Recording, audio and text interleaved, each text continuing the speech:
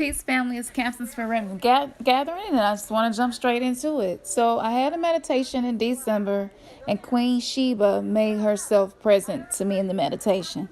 This is the first time this ever happened. Just so happened that same night, I came across an orchestra with my name. The name of the song was Freedom to Love. And one of the things that Sheba told me in the meditation was that I was to embody love, that I was a goddess of love, for me to embody that. The exact same group also had a song called Sheba. That can't be a coincidence, right? So in my research about Aaliyah, I kept seeing these red roses associated with her. So after the meditation and the research, I said, you know what? I'm just going to start wearing a red rose from time to time so that I can embrace and embody love. Well, oddly enough, those roses started sprouting new buds to grow a whole new rose bush. I know nothing about agriculture. So, my dad made it very clear to me that that is very unusual. He's never seen it happen. And my dad and his fiance, they are people that I would call gardeners. Like, for real, for real. So, if you can't see the whole rose and the vase on the picture, forgive me. I don't know what's going on with this program. But I wanted to go ahead and get this up. But you should be able to at least see the new leaves that began growing. And this is directly connected to the fairy kingdom as well, because they do assist in the gardening of earth, the flowering of flowers.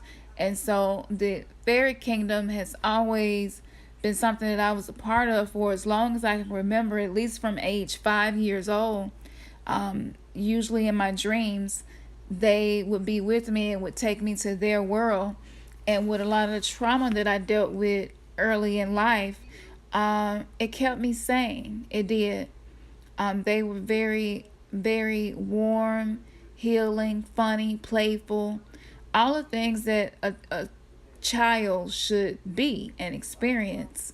And so, yeah, that was a way for me to decompress and not be totally missing out on my childhood. So it's really special to me. So Psalm Isadora, she's an incredible teacher of everything you would want to know about intuition, trauma, tantra, connection, unconditional love. And I saw this video with these roses in it, and I was like, here go the red rose again. And then, just to my surprise, a lot of people do red rose love spells, and I didn't know the properties of the rose were directly connected with that. Then I go and I see this. We can accept that we are deserving of love, just as that rose accepts the energy from the sun, the rain from the sky, and the nutrients from the earth or not.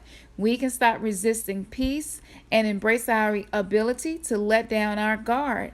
That was posted by Lisa Ramono, and the first comment that I see, girls like fairies, in there. And I'm like, okay, here's the red rose and a connection with fairies again. But even more important, this young lady was talking about the disconnect from her family and how she feels that trying to be connected to them drags down her vibration. And so I scroll a little more, and this Chill Swan video pops up with the red rose as a centerpiece. And what she was talking about in there is the very thing that I've been seeking clarity on. Exactly what do I need to be doing to fulfill my purpose? Now, some of the rose meanings in mythology are associated with Aphrodite, which is the Greek goddess of love, who was often depicted adorned with roses around her head, feet, or neck. And I don't know if you all remember, but I know a lot of y'all been on my channel for a while. Prince came to me and told me that I was the goddess of love. And this was like 2 days before he died. And I remember the day I had the dream. For some reason, I cannot find that voice memo because I wake up and I record my dreams sometimes. But I've mentioned it in old videos several times. And it was just so amazing to me that I would have this dream about him, and it wasn't my intention or anything. And then literally 48 hours later, he crosses over. And it just goes to show that there is a oneness that transcends whether or not we're in the same space and time or not. Now, last year, Me and Ernest, on this journey, and we were looking for our spiritual parents, and Hathor came up as his. For me, the segment came up, which is, I'm going to get into that later. So, the roles again, the symbolic meanings on an esoteric perspective, we can look at the tarot, in which the rose is considered a symbol of balance. Y'all know I'm a Libra. The scales is like literally my symbol. That is my sun rising a Libra. This is just, it's just mind blowing, all of the synchronicities with this. And it talks about the beauty of the rose expresses promise, new beginnings, and hope. And this beauty is contrasted with its thorns, which represent defense, physicality, loss, and thoughtlessness, right? And so they go into talking more about the rose in the tarot cards. And I have been asking myself, is it okay for me to be studying this and using my gift of intuitive and letting the cards assist me in communicating certain things?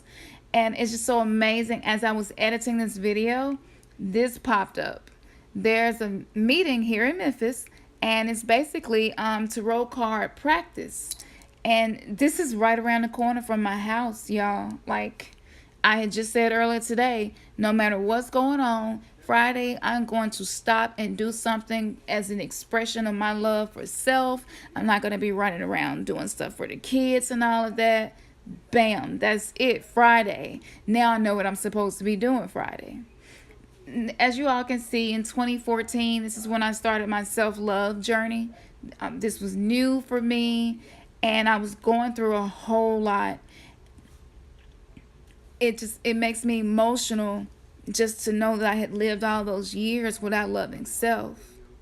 And I talked about my value in the eyes of God, and admitting to my weaknesses and my flaws, and allow God to work in me and accept the reality of the mistakes that I had made. And I talked about, I gave consent to be abused emotionally and codependency issues. And by doing this, I'm just accepting my own godhood, my own goddesshood. Literally a day later, this came up. This is Lisa Romano, something she posted on YouTube, saying if you grew up feeling ashamed because you never felt love, or because your family was different than any other family you knew, that is not your fault. If you were treated with indifference, if you were abused, and your home was unpredictable, if your parents were alcoholics or addicts or suffered from a mental disorder, chances are you grew up feeling pretty invisible. And I definitely felt that way, and I know some of you all probably can relate to this. And she goes into talking about what you can do about that. And she says, if this is the case and no one attuned themselves to you, you may have grown up feeling detached from the self and unable to develop a healthy sense of the self. And this is not your fault. Y'all, like, this day I so needed to hear this. And the last bit of what she posted, I was like, I'm done. And I can no longer argue that meditation does not work. It absolutely does. Because she immediately begins talking about codependency and how it is a defense. It's a coping mechanism for many of us, because it is a way of relating to people that we hope can help us get our needs met. Come on now, y'all. Like, really? That was the whole purpose in the self-love journey. The first day I started that journey in 2015, codependency was one of the main things that came up for me. So don't doubt your meditations. If you're shown something, just follow it, because that's source, that's the creator, that is divinity revealing itself to you. And it may be something as simple as a flower or a crystal or a cloud, just whatever it is. Be open to receive what the universe is trying to show you.